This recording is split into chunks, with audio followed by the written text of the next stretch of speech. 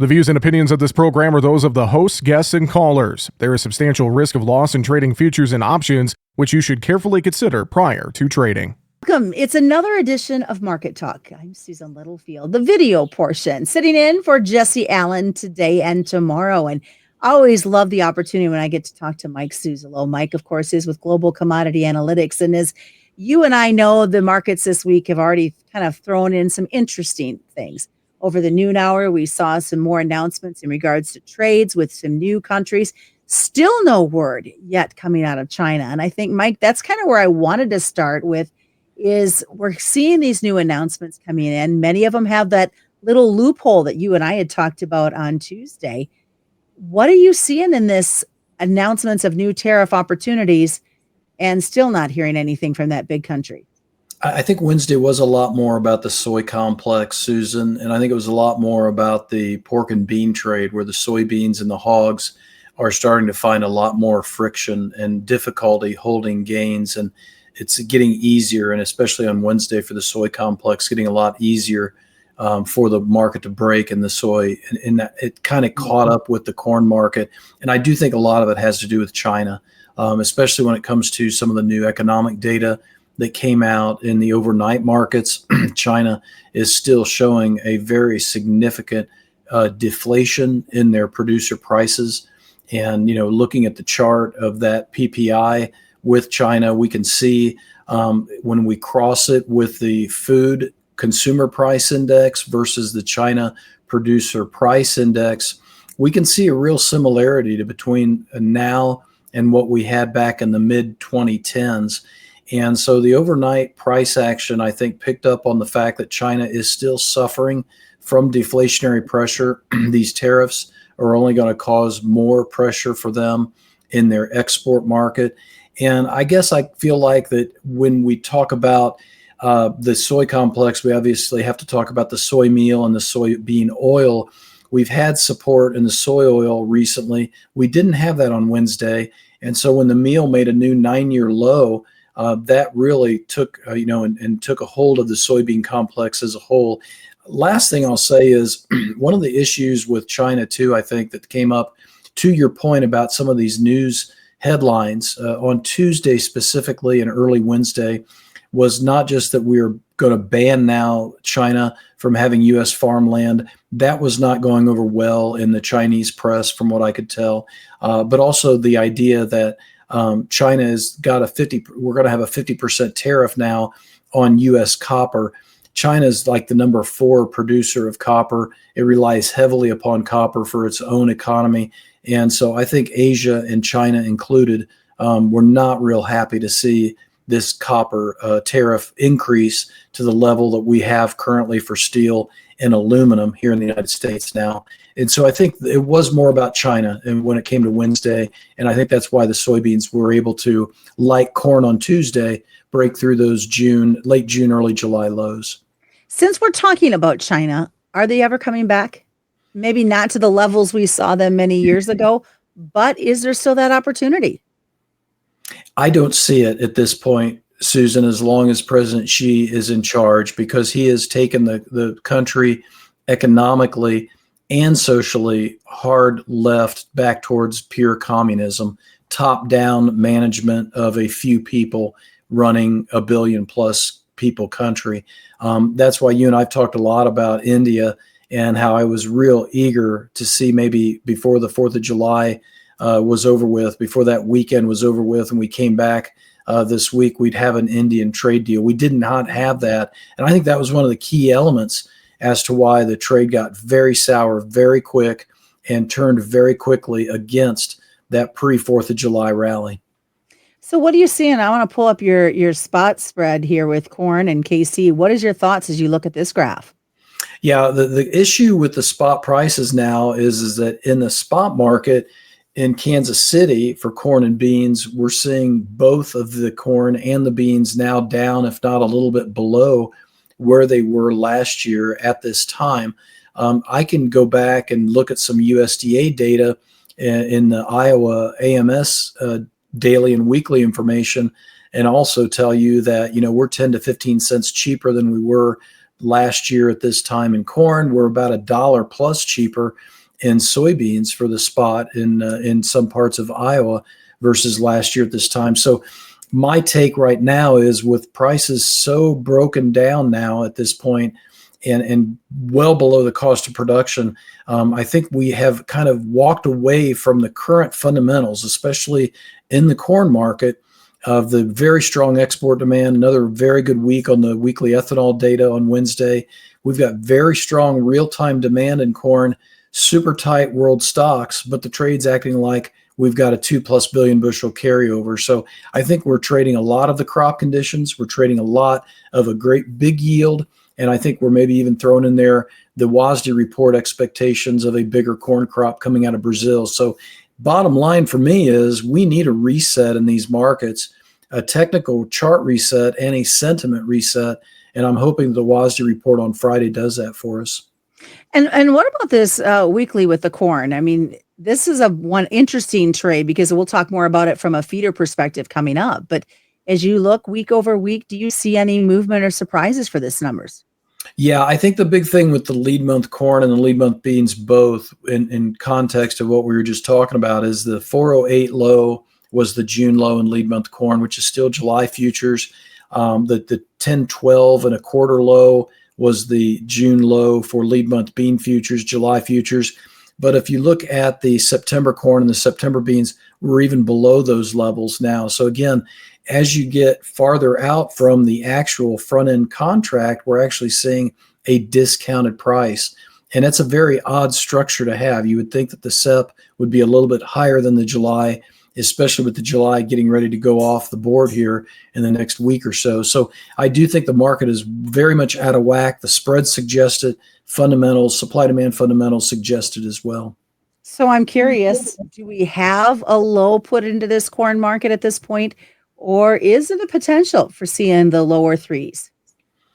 Yeah, the seasonality of this market would suggest, if the wheat can hold up after Friday's report with strong crude oil and no big rally in the dollar as a safe haven, we have a good shot of having a July low carved out in the corn and beans, led by the wheat.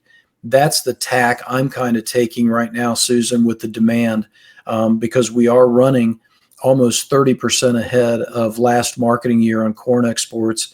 USDA has us up 15, 16% for the marketing year. So I'm not seeing any cancellations. And when it comes to the corn specifically, I think it would make sense that we would get a major low in place, a demand low maybe in place, if that wheat market wants to make a low, but not ready to call it yet until I see the WASDE numbers, because I want to see exactly what the old crop corn carryover is. Can we, average trade guess is right about 1.35 billion bushels. I'd love it to go down below 1.3 billion because of the export and ethanol demand. That brings you back to a mindset, wow, we've got really razor thin supplies right here, right now. We better have perfect weather because we've priced in this massive yield. All right, you brought up weather. I wanted to pull up this weather map, if it'll let me put it on the stage for us here. You talked about what we're seeing in the numbers, and I apologize, I'm having some difficulties with it. Your weather map not wanting to open up. So while I'm working on that, let's just talk about what you're seeing weather-wise, because if you and I could rewind to our conversation a few months ago, it was very creative in the sense that we didn't know how wet the spring was going to be.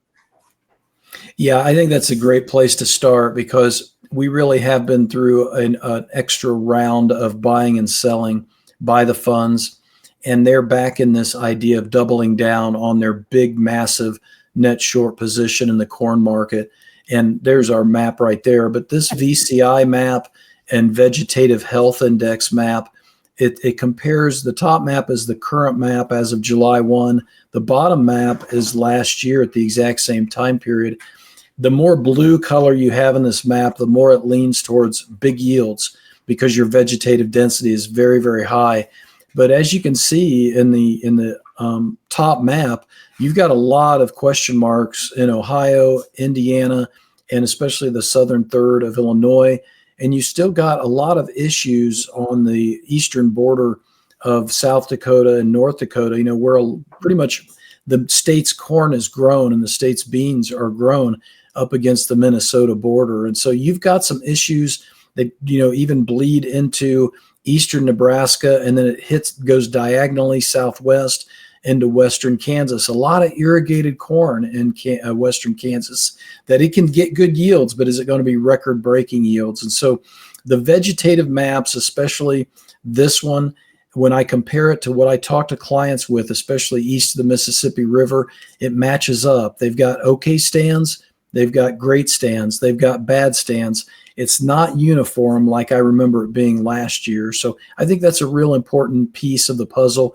And I'm hoping that USDA, if they keep their yield the same on Friday's report, it kind of deflates the bear a little bit, that this 74% good to excellent condition rating in the corn has got the USDA ready to bump the yields up.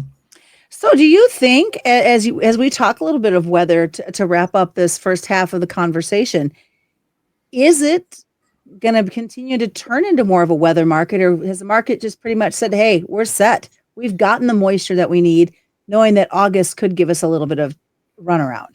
I think the latter. And I think that not just in the United States that the trade is going ahead and pricing in those big yields. I think it's all the way across the Northern Hemisphere. We had a Black Sea weather market about 3 weeks ago. Where did that go? All of a sudden, Russia's going to have a bigger crop now by some of the private trade guesses.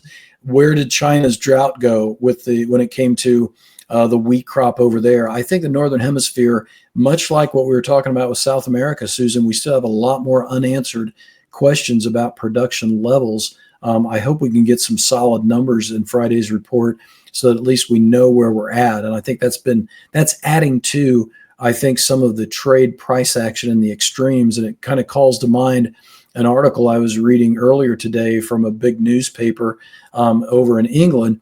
And the head of the coffee company, Lavazza, the CEO, said that the recent price rally that they had seen up until January of this year, he blamed 80% of that price rally on hedge funds and speculators. And I'd say what you're seeing in the coffee market to the upside, you're kind of seeing now in the corn market, especially to the downside. There's just a disconnect, in my opinion. So let's switch gears to look at what's going on in the livestock. I had a conversation earlier today with a cattle guy, and he said, corn is the feeder's friend at this point. Your thoughts? Yeah, this is a huge piece of the puzzle, because I think the cattle market, with what's happened to the corn and what's happened post July 4th, especially with Japan and South Korea, is a really important time to keep on the ball and be very vigilant of what the price action does. Two things stick out at me. The feeder market, I think, is really being helped with these record all-time highs. The bull being fed by these super low corn prices and this new leg down. And when we took out the late June, early July lows, I think that kind of supercharged the managed funds to double down on their net short position. And I expect to see that in the upcoming Commitment to Traders report. But that's also a warning signal that part of the reason why feeders are at these record highs and explosive is not just now about screwworm. It's also about the issue with the funds and how they're so long feeders and so short corn. And so this chart right here between the feeders and the fats, it shows you the fats are now $100 premium to the live cattle at this point. So we're looking at record high feeder fat spreads. And this is indicative of the idea we better get the fat cattle to help support the feeders pretty soon, or the feeders might run out of oxygen. And that brings me to the second point about what happened with Japan and South Korea. We know that both of them combined are about 25% of our corn export demand here in the United States, but they're also the number one and number two buyers of our U.S. beef to the tune of almost $4 billion as of last year. Why didn't we take prices lower on that news in the fat cattle like we did in the corn? And I think that's a major disconnect as well. Obvious reason is because we have tight supplies in cattle and the trade's not worried about it right now. But that's something to sock away in the next few months, to remember that could come back and bring us some extra liquidation or pressure to the downside that maybe we weren't counting on. So as we look at the interrelationship that we've got, is this a good time right now for our feeders to be really looking at corn opportunities, not knowing, well, you might have some lows coming if we have that bumper crop, but to just lock something in? Yeah, I'm glad you brought that up, Susan, because I forgot to say at the beginning when we were talking about the spot prices versus last year, in the meal market and in the corn market, with spot prices being underneath where they were last year at this time, even though the tariffs may create some demand headwinds in the next 6 to 12 months, I think locking in 3 to 4 months of feed at this point for livestock, hogs, poultry on the meal, corn on the cattle, is just good risk management, good risk reward, because if you lock it in lower at 3 months from now, you're really going to see, I think, quite a bit of profitability return on your balance sheet. By the same token, for the corn and bean hedgers, my mindset is pretty simple. We do not have any reason, an incentive whatsoever at this point with what we've priced in the markets, if I'm correct, and with where the cash prices are, to look at cash marketing at all at this point, especially with basis levels not coming back with this recent decline. So if you're going to do anything, I would recommend maybe playing it like the funds and doing everything on paper in the form of either short futures with the tight stop or bought put. But that's a general blanket type comment. That's not a recommendation. I have to be very careful with compliance about how I say things. Yeah. So do you think that there's a lot more questioning then in the way we're looking at the markets now than what we did 6 months ago in the trade? Not by the general trade. I think I'm a very big contrarian. I think I'm a huge contrarian right now. I don't hear a lot of my colleagues and contemporaries questioning what's going on like I am right now. So you're kind of setting the tone for it. I wanted to talk. Maybe. We're going to look pretty stupid in a week. No. Let's talk a little bit about this hog complex, though, because this is an area that has been, I think, as wishy-washy as any market has been as of late, and we see it kind of struggling to make its way back. What are you seeing as, besides demand and some packer nervousness? What's the pushing factors for them? Yeah, I think we've tested the demand on the domestic side. The pork has won so far in the summer grilling season, but I think we've probably hit a major high, if not the major high, if China continues to develop negatively.